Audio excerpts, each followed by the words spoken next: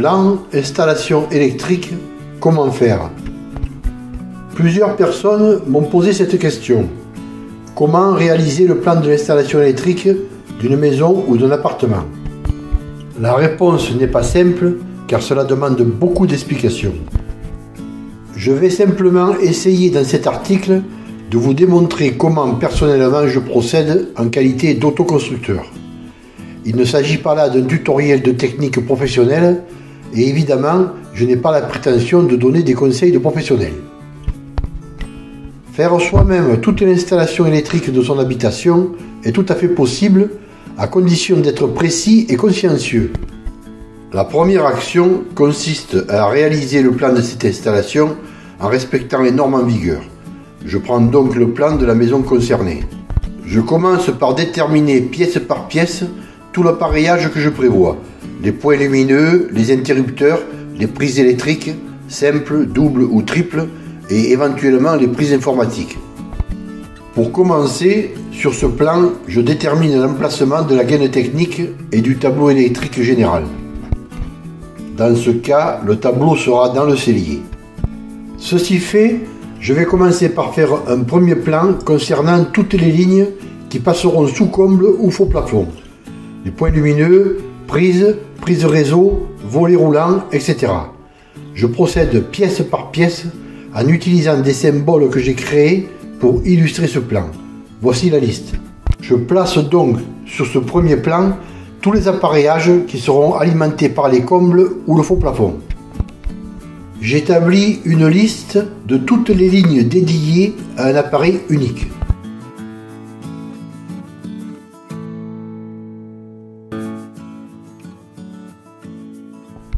Comme par exemple ici, la D3 et la D4 dédiées respectivement au lave-linge et au congélateur. Je vais maintenant faire un second plan en disposant toutes les prises électriques et réseaux. Ceci fait, je vais maintenant tirer les lignes que je numéroterai en réalisant simultanément une liste descriptive de toutes les lignes. Je commence par les combles. Ces lignes arriveront donc au tableau principal de contrôle par le haut. Je reprends donc mon premier plan, ligne comble et faux plafond. Je vais commencer par les volets roulants, pour lesquels je vais créer 3 lignes. La première pour le volet roulant de la salle de bain, car celle-ci doit être protégée indépendamment de toutes les autres lignes. La salle de bain possédera son propre disjoncteur différentiel 30 mA. Cette première ligne sera donc appelée L1. Et je commence donc à effectuer la liste descriptive concernant le plan des lignes sous comble et faux plafond. La seconde ligne volet roulant alimentera le volet roulant de la fenêtre du salon côté nord, celui de la chambre 1, celui de la chambre 2 et de la chambre 3. Elle sera donc intitulée L2. Je pourrais ponter d'un volet à l'autre, mais je préfère mettre en place des boîtes de dérivation. Je vais donc établir une liste des boîtes de dérivation avec pour chacune d'entre elles un croquis explicatif.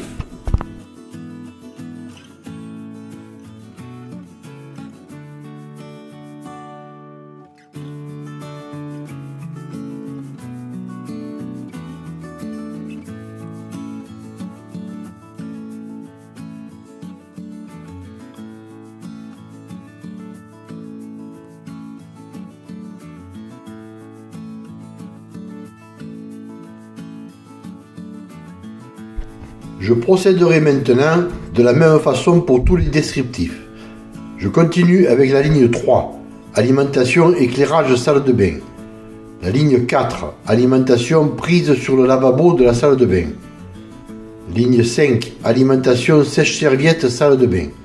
Ces 3 lignes rejoignent la boîte de dérivation B4 qui concerne les alimentations de la salle de bain. Et bien entendu, je consigne tout cela au fur et à mesure sur le descriptif des lignes.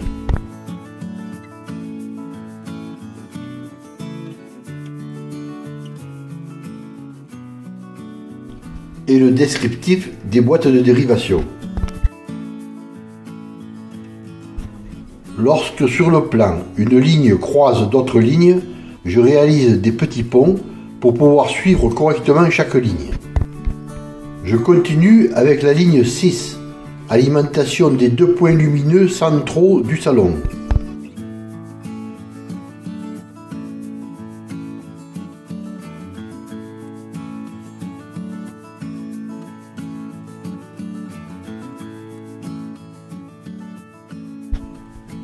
Ligne 7, alimentation éclairage chambre 1, chambre 2.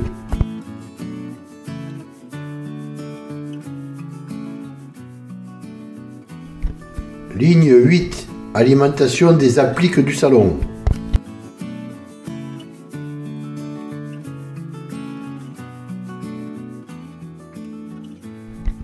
Ligne 9, alimentation éclairage bureau, dressing, chambre 3.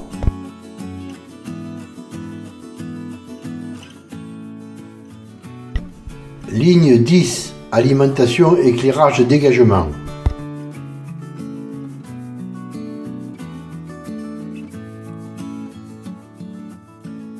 Ligne 11, alimentation point lumineux centrale cuisine.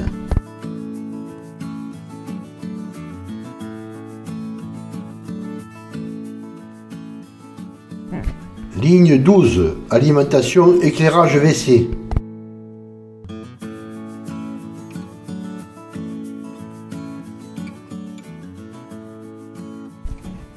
Ligne 13, alimentation éclairage LED cellier.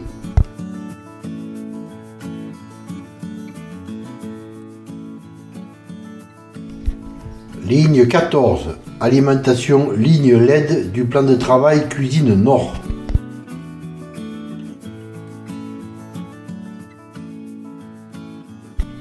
Ligne 15, ligne volet roulant, B cuisine, B salon, bureau.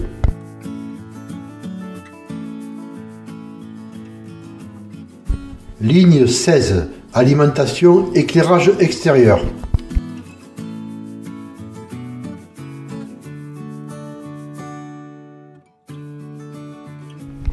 Ligne 17, alimentation des prises situées en hauteur, angle nord-ouest de la cuisine.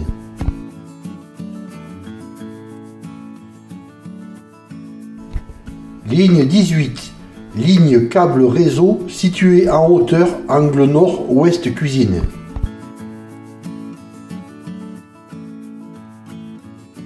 Ligne 19, ligne dédiée D1, alimentation de la VMC. Ligne 20, ligne dédiée D2, alimentation haute aspirante.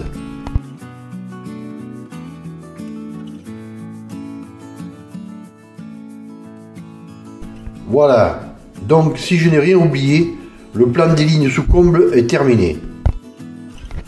On pourra donc maintenant suivre facilement une ligne, comme ici par exemple la ligne 12, le circuit éclairage du WC. Je vais maintenant procéder de la même façon pour les lignes au sol qui seront enfouies dans la chape. Pour les prises 16 A, la norme indique que si on utilise des conducteurs de 1,5 mm², on peut ponter 8 prises par ligne. Si on utilise des conducteurs de 2,5 mm², on peut ponter 12 prises par ligne.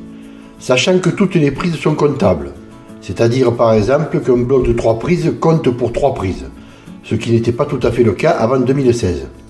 Je prévois donc des lignes avec des conducteurs de 2,5 mm² et un maximum de 12 prises par ligne. Je prends donc le second plan et je commence par le côté nord en déployant les lignes en éventail pour éviter au maximum que les conduits se chevauchent, car sinon cela pose ensuite des problèmes d'épaisseur de chape. Je reprends donc le compte de numérotation des lignes. Ligne 21, ligne dédiée D3, lave-linge. Ligne 22, conducteur de terre vers la boîte B16 pour la réalisation de la ligne équipotentielle de terre de la salle de bain. Ligne 23, câble réseau salon Est.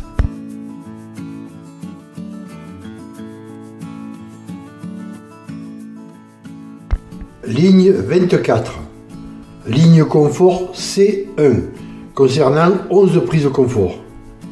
5 prises salon côté Est.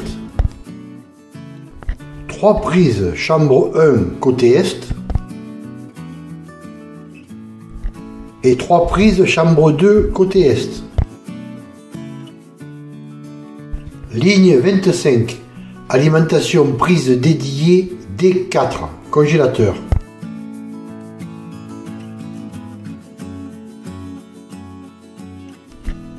Ligne 26. Ligne prise confort salle de bain.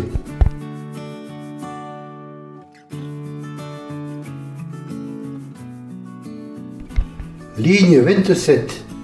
Ligne prise confort C2 concernant 11 prises. Une prise cellier sud. Une prise cellier ouest. Une prise WC. 2 prises salon nord.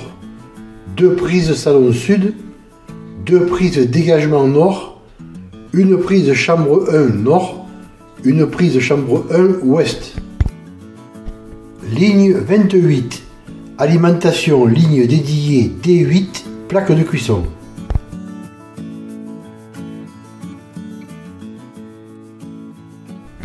Ligne 29. Câble réseau chambre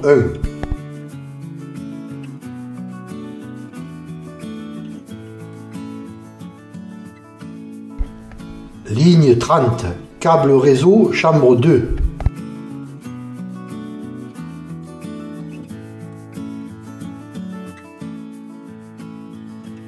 Ligne 31. Ligne prise confort C3 concernant 11 prises. 3 prises plan de travail cuisine Est. Une prise bureau Sud-Est. Une prise chambre 2 Est. 2 prises dressing. 2 prises dégagement Sud. Une prise chambre 2 Ouest. Une prise chambre 2 Nord-Ouest. Ligne 32. Ligne prise de confort C4 concernant 10 prises. Une cuisine ouest. 2 salles à manger sud. 2 bureaux nord. Une bureau ouest. 2 chambres 3 ouest. 2 chambres 3 sud. Ligne 33. Câble réseau bureau.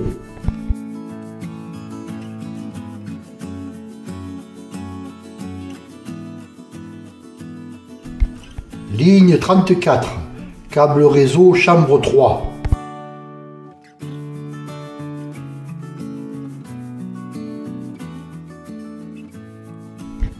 Ligne 35. Ligne 2 prises confort extérieure.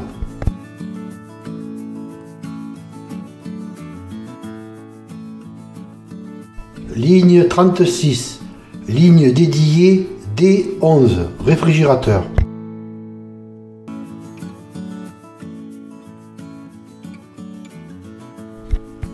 Ligne 37. Ligne dédiée D10. Lave-vaisselle.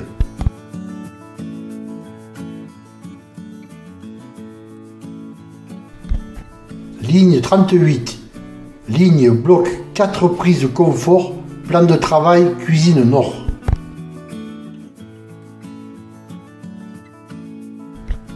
Ligne 39. Ligne dédiée D9. Four.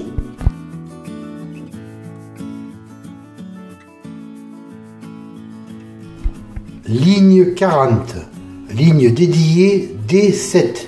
Unité intérieure pompe à chaleur.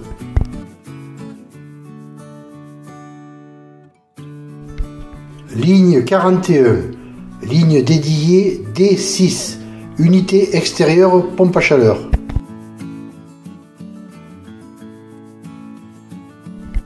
Ligne 42.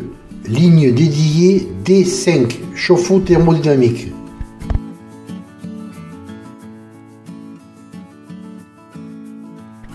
L43.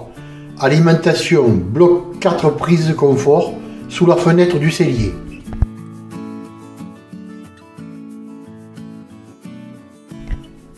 Voilà, si je n'ai rien oublié, c'est la dernière ligne. Il y aura donc en tout 43 lignes à effectuer, 20 lignes sous comble ou faux plafond, et 23 lignes au sol. Lorsque je passerai à la réalisation de cette installation, je prendrai soin de numéroter les lignes à chacune des extrémités. Je noterai les numéros au feutre indélébile sur un petit drapeau fait d'un ruban adhésif large. Cet amas de conduits qui arrive au tableau, à première vue, semble effrayant. Mais si tout est marqué et répertorié, la réalisation du tableau et de ses branchements se fait sans problème.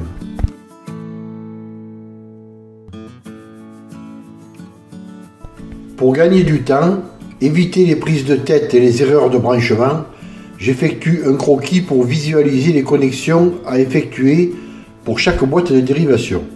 Exemple pour la B10 qui concerne le point lumineux central de la cuisine avec son va-et-vient.